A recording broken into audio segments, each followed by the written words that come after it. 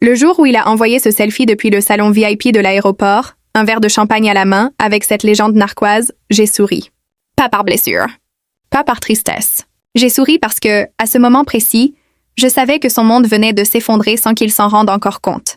Il pensait avoir gagné. Il pensait m'avoir laissé à zéro, sans recours, sans ressources. Ce qu'il ignorait, c'est que pendant qu'il réservait des billets en première classe, je signais les derniers documents qui me rendaient seul propriétaire de tout ce qu'il croyait encore lui appartenir. La bêtise des gens arrogants, c'est de croire que le silence signifie l'impuissance. Je m'appelle Nadia Ferrand. J'ai 39 ans. Pendant 15 ans, j'ai été l'épouse discrète, la femme dans l'ombre, celle que les associés de mon mari saluaient poliment sans vraiment me voir. Avant notre mariage, j'avais un poste de responsable financière dans un cabinet de conseil à Bordeaux. Un vrai poste. Des responsabilités. Un salaire. Puis la vie a décidé autrement, ou plutôt, j'ai laissé quelqu'un décider pour moi. J'ai abandonné ma carrière pour soutenir la sienne. J'ai cru, naïvement, que dans un mariage, ce qui appartient à l'un appartient à l'autre. Quelle erreur monumentale. Mon mari s'appelait Damien. Damien Forestier. 42 ans. Grand, charmant, le genre d'homme qui entre dans une pièce et capte immédiatement toute l'attention.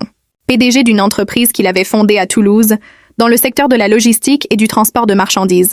Une belle réussite en apparence. Ce que personne ne savait, ce que je ne savais pas encore moi-même il y a encore quelques semaines, c'est que cette réussite reposait en grande partie sur mon argent, mon travail et ma naïveté.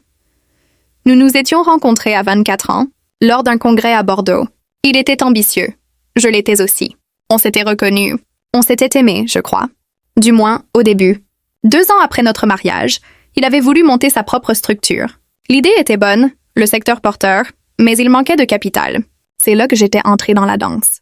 Mon père venait de décéder, me laissant un héritage de 230 000 €, une somme que j'avais économisée toute ma vie, que mon père avait construite en 40 ans de travail acharné. J'avais tout investi dans la société de Damien, parce que c'était notre projet, notre avenir commun. Du moins, c'est ce que je pensais. Pendant les années qui avaient suivi, j'avais géré la comptabilité, rencontré les premiers clients, négocié des contrats pendant qu'il supervisait les opérations terrain. Quand nous ne pouvions pas encore payer un expert comptable, c'était moi qui passais les nuits sur les tableaux Excel. Quand un client important annulait un contrat, c'était moi qui rappelais, négociais, trouvais une solution. L'entreprise avait grandi. Les revenus avaient gonflé. Et moi, j'avais disparu dans le décor. J'avais arrêté de travailler pour élever notre fils, Lucas, aujourd'hui âgé de 9 ans. Je m'étais occupée de la maison, des impôts, des vacances, des dîners d'affaires. J'étais devenue une fonction, pas une personne. Et puis, il y a un peu plus d'1 mois, tout avait basculé. C'était un mardi soir ordinaire. Damien était sous la douche. Son téléphone, posé sur la table de la cuisine, avait vibré. Je n'aurais jamais dû regarder. Ou plutôt, j'aurais dû regarder bien plus tôt. La notification s'était allumée et j'avais vu, en une fraction de seconde, les premiers mots d'un message. Le prénom de l'expéditrice. Chloé, la nouvelle assistante de direction que Damien avait embauchée 8 mois auparavant. Une phrase. Juste une phrase. Mais cette phrase avait suffi à effondrer 15 ans de certitude. J'ai tellement hâte qu'on soit enfin libre. Cette vieille chose ennuyeuse ne mérite pas ce qu'elle a. Vieille chose ennuyeuse. Je m'étais regardée dans le reflet sombre de l'écran. 39 ans. Des cheveux châtains que je ne prenais plus trop le temps de coiffer. Un visage fatigué par les nuits courtes et les soucis. Je n'avais pas hurlé. Je n'avais pas claqué de porte. Je m'étais assise. Et j'avais commencé à réfléchir. Avant de vous raconter la suite, j'aimerais vous poser une question. Vous qui me regardez en ce moment, d'où est-ce que vous suivez cette vidéo? De quel coin du monde? Laissez-moi votre ville dans les commentaires. J'adore découvrir jusqu'où ces histoires voyagent. Cela me touche vraiment de savoir que vous êtes là. Partout. Ma première étape avait été de consulter un avocat. Pas l'avocat de la famille, qui connaissait Damien depuis des années. Un avocat à moi. Une femme, maître Isabelle Marron, recommandée par une amie, spécialisée en droit des affaires et droit de la famille. La rencontre avait duré 2 heures. Je lui avais tout expliqué. Les apports initiaux. Mon rôle dans la construction de l'entreprise. Le fait que toutes les actions étaient au nom de Damien. Elle avait froncé les sourcils. En France, selon votre régime matrimonial, votre contribution financière prouvée sera prise en compte par le juge aux affaires familiales. Mais si l'intégralité des actions de l'entreprise est à son nom, récupérer votre mise sera un combat long et incertain. Sauf si la situation change. Que voulez-vous dire? Avais-je demandé. Je veux dire que si, légalement, les parts sociales vous étaient cédées avant toute procédure de divorce, vous seriez en position de force absolue. J'avais regardé Maître Marron en silence. Et si je devenais l'unique actionnaire? Elle avait posé son stylo. Théoriquement, c'est possible. S'il vous cède volontairement ses parts. Mais pourquoi le ferait-il? Parce qu'il ne se rendrait pas compte de ce qu'il signe. Ce soir-là, en rentrant chez moi, j'avais compris que ma vie était en train de bifurquer. 2 chemins s'offraient à moi. Rester passive, attendre le coup, et probablement me retrouver avec des miettes après des années de procédure. Ou prendre les commandes. J'avais choisi de prendre les commandes. Les semaines qui suivirent, j'avais travaillé avec une précision que je ne me connaissais pas. Ou plutôt, que j'avais oublié posséder. J'avais relu chaque ligne des statuts de la SAS. Chaque bilan, chaque compte bancaire, chaque contrat de prestation. Je connaissais désormais l'entreprise mieux que Damien lui-même. Puis j'avais installé un logiciel d'accès à distance sur son ordinateur portable. C'est lui qui m'avait donné tous ces mots de passe, des années auparavant. La confiance conjugale. Quelle ironie. À travers ce logiciel, j'avais lu l'intégralité de leurs échanges. Chaque message était un coup de poignard. Mais je ne pleurais plus. J'enregistrais. Plus que 2 semaines et on est libre, mon amour. J'ai réservé le vol pour Bali en business class. Tu imagines sa tête quand elle réalisera qu'elle n'a plus rien. Tu es sûr qu'elle n'aura rien? Détends-toi. La boîte est à mon nom. Elle peut toujours réclamer, mais elle n'aura que des miettes. Elle a joué à la femme au foyer pendant 15 ans. Qu'elle aille se débrouiller. Tu es un génie, je t'aime tellement. Malin? Oui, un génie? On allait voir ça. J'avais engagé un détective privé, recommandé par Maître Marron. Un homme discret, efficace. En 10 jours, il avait constitué un dossier complet. Photos, vidéos, relevés d'hôtel à Monaco et Megève. Tout ce dont j'aurais besoin. Puis j'avais préparé la partie la plus délicate. Damien signait souvent des documents sans les lire. C'était une habitude qu'il avait depuis le début. Il me faisait confiance pour la paperasse administrative. « C'est toi qui gères ces trucs, chérie », disait-il toujours. Il était trop occupé à surveiller ses camions et à dîner avec Chloé. Il y a 3 jours, j'étais entrée dans son bureau avec une pile de documents. « Damian, j'ai besoin de ta signature sur ces formulaires. » Le greffe du tribunal de commerce et le cabinet comptable demandent une mise à jour du registre des bénéficiaires effectifs. C'est une obligation légale annuelle. Rien de nouveau. Il avait à peine levé les yeux de son écran. Il avait tourné les pages mécaniquement, griffonné son prénom sur chaque ligne que j'indiquais. « Tu es vraiment irremplaçable », avait-il dit en m'embrassant sur le front. « Je ne sais pas ce que je ferais sans toi. » Caché parmi ces pages ordinaires se trouvait un acte de cession de parts sociales, légalement rédigé par Maître Marron, transférant l'intégralité de ses actions à mon nom. Il avait paraphé chaque page. Il avait signé en bas. La case indiquant la nature du document était clairement visible. Il n'avait pas regardé. Son problème, pas le mien. Maître Marron m'avait prévenu. Si un juge estime qu'il a signé sous l'influence d'une tromperie sur la nature du document, il pourra tenter d'obtenir la nullité de l'acte. Mais s'il ne peut pas prouver qu'il a été contraint, et s'il a paraphé chaque page affichant clairement les termes de la cession, la procédure sera extrêmement difficile pour lui. Et ça prendra des années. Il n'aura ni le temps ni l'argent, avais-je répondu. Faites-moi confiance. Et maintenant, ce matin du 14 novembre, Damien était parti pour son prétendu voyage d'affaires à Amsterdam. En réalité, je savais qu'il décollait de l'aéroport de Toulouse-Blagnac pour Bali avec Chloé. De là-bas, il avait prévu de m'envoyer ses conditions de divorce par email. Je l'avais accompagné jusqu'à la porte. Je lui avais souri. Bonne chance, avais-je dit. Il n'avait pas vu le vide derrière mes yeux. 1 heure après son départ, j'étais dans le bureau de Maître Marron. Les actes étaient enregistrés au registre du commerce. La SAS, ses actifs, ses comptes opérationnels, tout était désormais à mon nom. Damien Forestier n'avait plus aucun lien légal avec l'entreprise qu'il croyait sienne. Je regardais mon téléphone quand le premier message arriva. Une photo. Damien et Chloé dans le salon VIP d'Air France, enlacés, des coupes de champagne à la main. La légende était cruelle. Adieu, Nadia. Merci pour les années de service. Tu recevras les papiers du divorce par courrier. Ne perds pas ton temps à attaquer l'entreprise. Tu n'as aucun droit là-dessus. Prends soin de toi, j'avais souri. Un vrai sourire cette fois. J'avais tapé ma réponse. Bon vol, Damien. Au fait, consulte tes emails avant d'embarquer. Je t'ai envoyé quelque chose d'intéressant. Et j'avais joint les copies numérisées des actes de cession enregistrés. Les messages avaient commencé à arriver en rafale. Le premier, bref. Qu'est-ce que c'est que ça? Le deuxième, plus long. Il y a une erreur. La banque vient de m'appeler. Mes cartes corporate sont bloquées. Le troisième, frénétique. Rappelle-moi immédiatement. Je suis à l'aéroport. Mon vol embarque dans 1 heure. J'avais pris le temps de lui répondre calmement. Il n'y a aucune erreur, Damien. Tout est exactement comme ça doit être. Mon téléphone avait sonné immédiatement. J'avais mis le haut-parleur pour que Maître Marron puisse entendre. « Nadia, qu'est-ce que tu as fait ?» avait-il explosé. « C'est quoi ces documents? Tu m'as piégé pour signer ça. Je vais contacter la police. » J'avais répondu calmement. « Prouve que ta signature est fausse, Damien. Prouve devant un tribunal de commerce que tu as signé sans comprendre. alors que ton paraphe figure sur chaque page indiquant clairement la nature de l'acte. Prouve que tu m'avais délégué la paperasse depuis 15 ans et que tu signais sans lire. Bonne chance. Tu as tout planifié, cracha-t-il. Bien sûr que oui. Contrairement à toi, je réfléchis à plus d'un coup d'avance. Au fait, comment va Chloé? Elle sait que votre escapade est annulée? Il y eut des voix en arrière-plan. Chloé, manifestement affolée. Pourquoi ils ont refusé ta carte au bar? Qu'est-ce qui se passe? Maître Marron prit des notes en silence, mais je vis le léger sourire au coin de ses lèvres. Damien, la voix maintenant basse et mielleuse, avait changé de registre. Nadia, écoute-moi. On peut en parler. Calmement. Je me suis mal comportée, je le sais. Mais on est des adultes. On peut trouver un accord équitable. Équitable, avais-je répété. Comme ton projet de me laisser sans un centime pendant que tu t'envolais avec mon argent hérité. J'ai lu tes messages, Damien, tous. Je sais exactement ce que tu avais prévu. Silence. Je vais aller au tribunal, dit-il enfin, la voix étranglée. Je vais t'attaquer au pénal. Je vais prouver que tu m'as trompé. Je t'en prie, avais-je répondu. Maître Marron prépare déjà une demande reconventionnelle. Et pendant qu'on y est, sais-tu que j'ai déposé ce matin une requête en divorce pour faute, avec preuve d'adultère incluse, et que je réclame une prestation compensatoire pour 15 ans de travail non rémunéré dans une entreprise qui m'appartient désormais légalement? Un bruit sourd à l'autre bout de la ligne. Il avait cogné quelque chose. Quelle prestation? Je n'ai plus rien. Exactement. Mais moi, j'ai une entreprise florissante. Et cette entreprise génère des revenus qui m'appartiennent désormais intégralement. Nadia, tu ne peux pas faire ça. Sa voix tremblait maintenant. Tout ça à la fois. C'est impossible. La maison, les comptes, tout. En une journée, non, avais-je admis.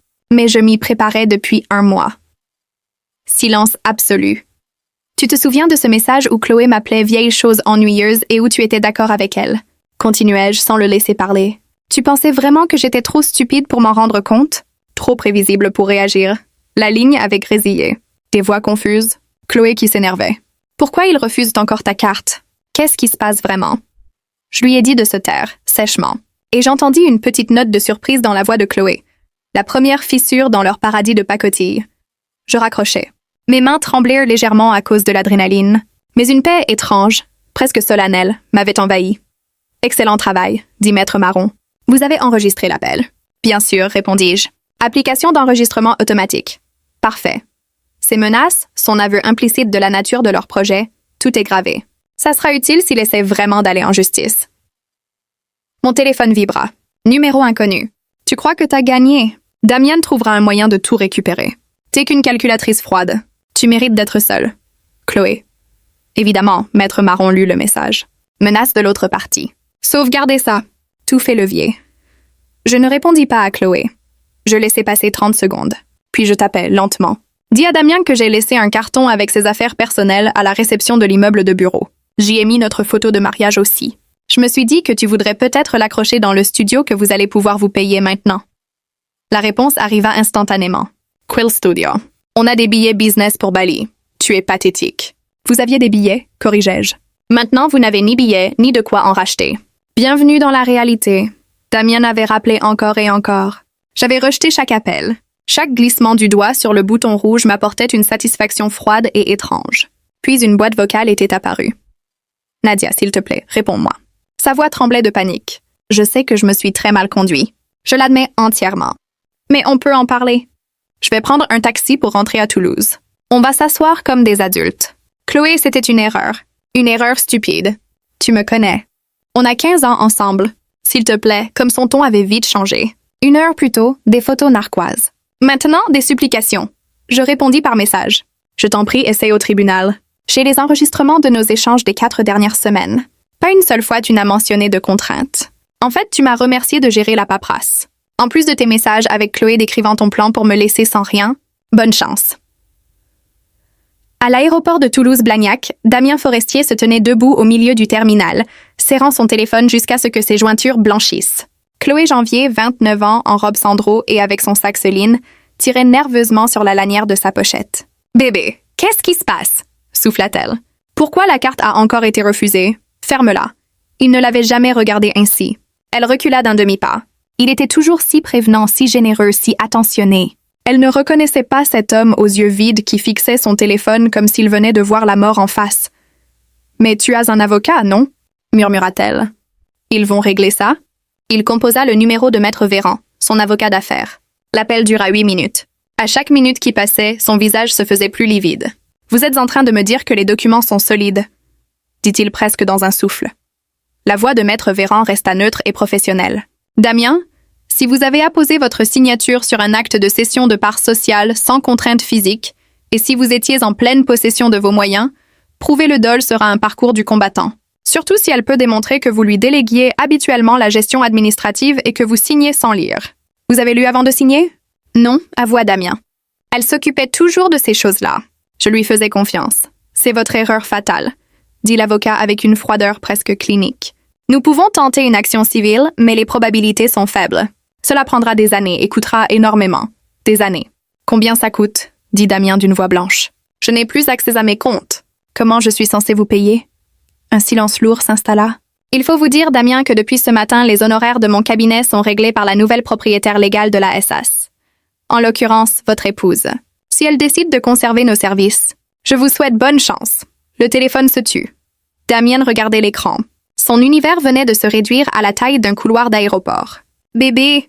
dit Chloé en lui touchant prudemment le bras. « On devrait peut-être ne pas partir aujourd'hui. Rentrons chez toi, on règle ça. » Il la regarda, jeune, belle, dans une robe que lui avait offerte 3 semaines plus tôt, avec un sac payé sur le compte de l'entreprise.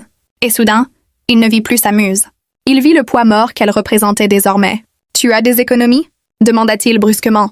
Chloé cligna des yeux. « Comme des économies sur mon compte? J'ai environ 1800 €, peut-être 2000. » Il se détourna. Son téléphone afficha une notification de la Société Générale. Tentative d'utilisation de la carte Visa Corporate. Refusé. Compte bloqué par le titulaire principal. Il sortit sa carte de débit personnel.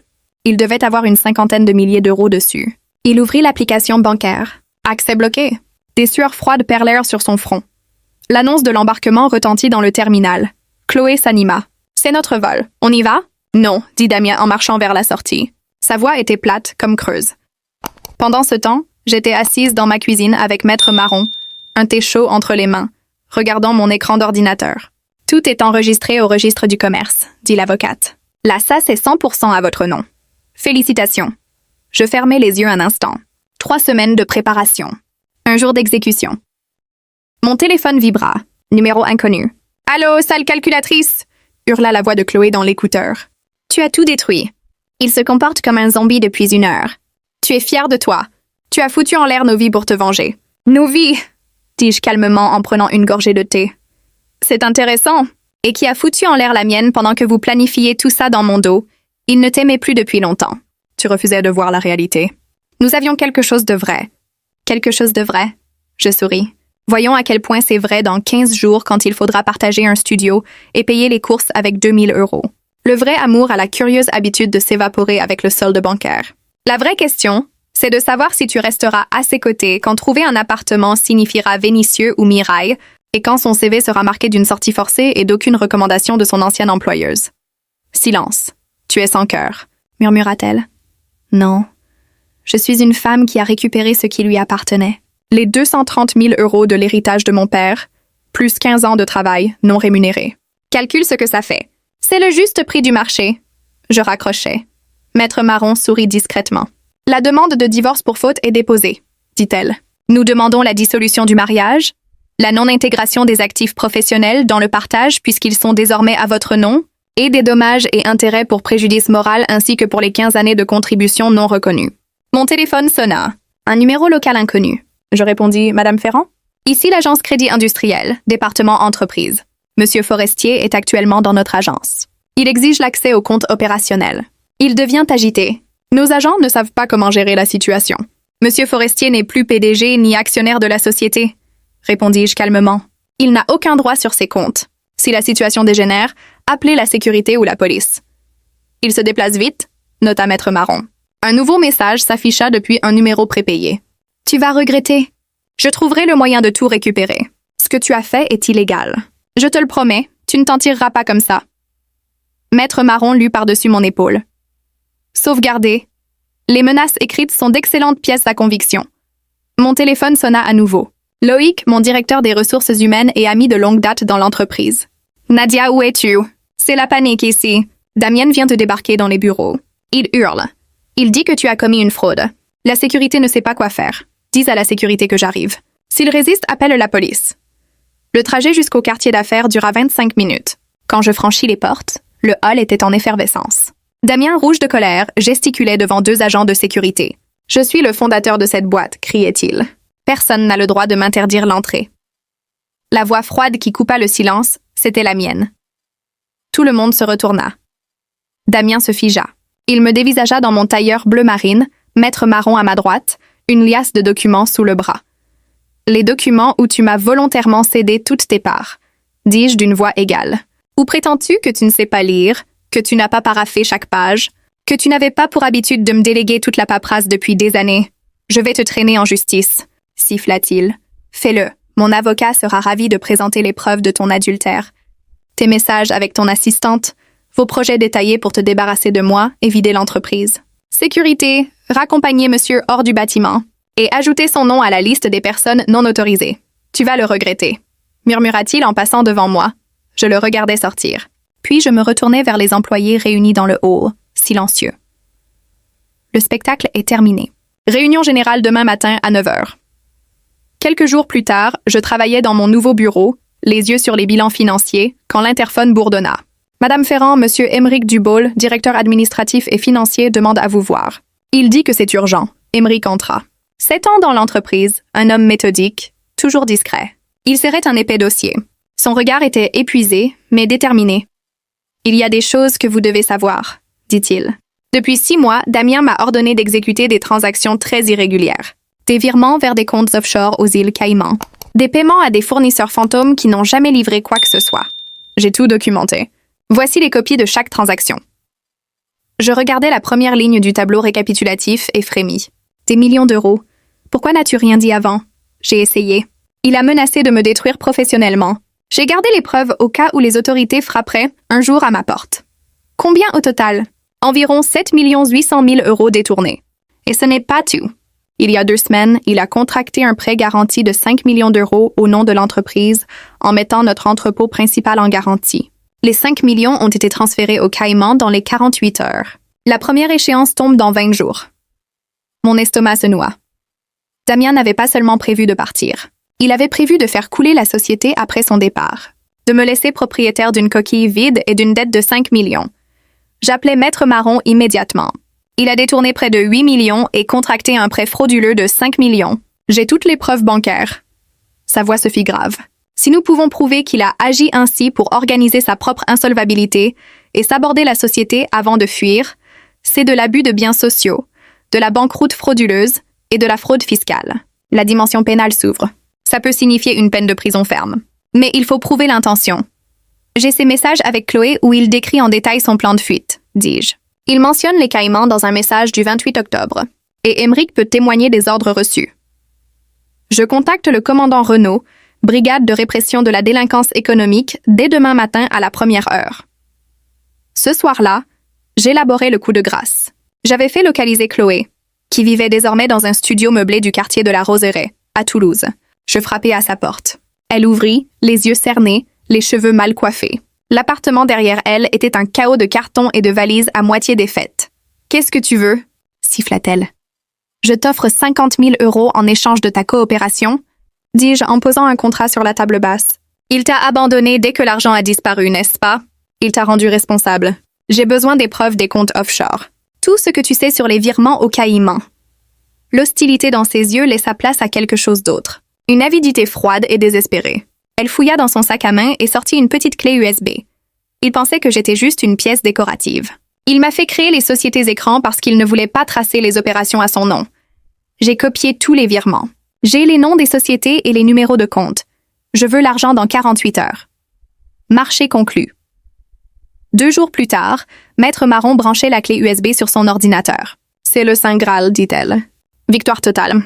La brigade financière va se régaler. » Pendant ce temps, Damien était assis sur un canapé-lit dans la chambre d'amis de son frère aîné, à Montauban. Son téléphone sonna. « Damien, c'est Maître Véran. Je mets fin à ma représentation avec effet immédiat. »« Quoi? Pourquoi? » « La brigade de répression de la délinquance économique vient de perquisitionner mon cabinet. Votre épouse leur a fourni une documentation considérable.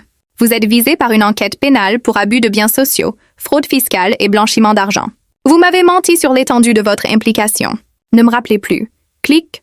La panique lui écrasa la poitrine. La prison. Des années. Il composa le numéro d'Emeric en tremblant. « Emeric, aide-moi. » Ils enquêtent sur les transferts. « Je sais, » répondit froidement Emeric. « C'est moi qui leur ai remis les livres de compte. J'ai un accord avec le procureur. Tu es seul maintenant. » Clic, Damien envoya un message désespéré à son fils Lucas. « Lucas, dis à ta mère d'arrêter tout ça. Je suis ton père. Dis-lui de parler à la police. » La réponse de Lucas arriva quelques minutes plus tard. « Papa, si tu ne rends pas jusqu'au dernier centime à maman, tu n'existes plus pour moi. Ne m'écris plus. » Damien enfouit son visage dans ses mains. Le lendemain, un avocat commis d'office se présenta dans mon bureau pour négocier. Damien était prêt à tout. Rapatrier l'intégralité des fonds détournés. Signer des aveux complets. Coopérer avec le parquet. En échange d'une demande de clémence auprès du procureur. Je reçus Damien moi-même. Il était méconnaissable. Le beau PDG conquérant n'était plus là. À sa place, un homme épuisé, les épaules tombantes, le regard qui fuyait. « Tu pensais vraiment avoir gagné, dis-je. Quand tu m'as envoyé ce selfie depuis le salon VIP, il ferma les yeux.